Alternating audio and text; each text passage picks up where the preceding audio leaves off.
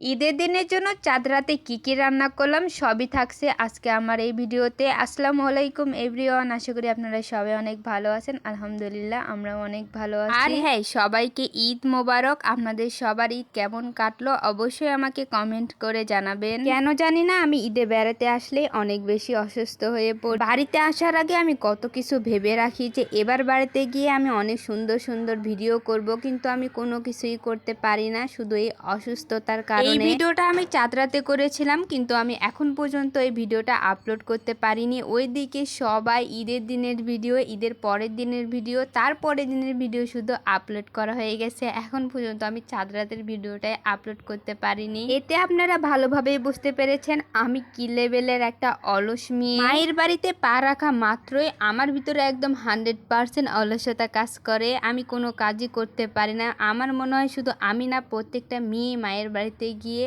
তাদের ভিতরে একটা অলসতা কাজ করে, কোনো কাজ করতেই ভালো লাগে না। এবার ঈদে আমার অনেক ইচ্ছা ছিল যে আমি অনেক কিছু রান্না করব, সবাইকে আমি অনেক কিছু রান্না করে খাওয়াবো, কারণ সবাই আমার হাতের রান্নাটা অনেক বেশি পছন্দ করে। তাই সব অলসতা অসুস্থতা সাইডে রেখে চলে আসলাম রান্নাঘরে। একটু নবাবী সেমাই রান্না করব।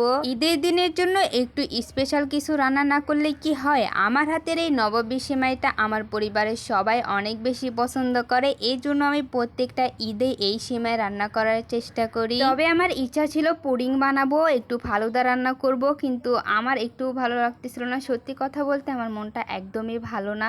আমার এগুলো করতে কেন জানি একদমই ভালো লাগতেছিল না। এই চাঁদ রাতে হাজার হাজার মেয়েরা মন খারাপ করে বসে আছে যে তারা এবারও তাদের পরিবারের সাথে ঈদ করতে পারলো না। বিয়ের পরে মেয়েরা মনে হয় না যে একটা বারো বাবা মার সাথে ঈদ করতে পেরেছে। প্রত্যেকটা স্বামীদেরই উচিত বছরে একটা ঈদ অন্তত মেয়েদের বাবা মার সাথে করতে দেওয়া। বাবা মা ভাই বোনদের ছাড়া যে শ্বশুর বাড়িতে ঈদ করা একটা মেয়েদের জন্য কত কষ্টকর, সেটা যদি একটা পুরুষ বুঝতে পারতো তাহলে মনে হয় প্রত্যেকটা পুরুষই এই কাজটা করত। বছরে একটা ঈদ হলেও তাদের বউকে বাবা মার সাথে ঈদ করতে দিত। এই জিনিসটাই কোনো পুরুষ বুঝতে চায় না। আমার মনে হয় তারা বুঝতে পারলেও না বুঝার ভান ধরে। যাই হোক, আল্লাহ সেই সব পুরুষদের হেদায়েত দান করুক। এই তো আমার নবাবী সেমাইটা প্রায় রান্না হয়ে গেছে। এখন আমি সুন্দরভাবে সেট করে নিচ্ছিলাম একটা বাটিতে। সেমাইটা যেমন দেখতে সুন্দর হয়েছে, খেতেও কিন্তু অনেক মজা হয়েছিল, সবাই অনেক প্রশংসা করেছে। যাই হোক, আজকের ভিডিওটা এ পর্যন্তই। দেখা হবে নতুন কোনো ভিডিওতে। সে পর্যন্ত আপনারা সবাই ভালো থাকবেন, সুস্থ থাকবেন। আল্লাহ হাফেজ।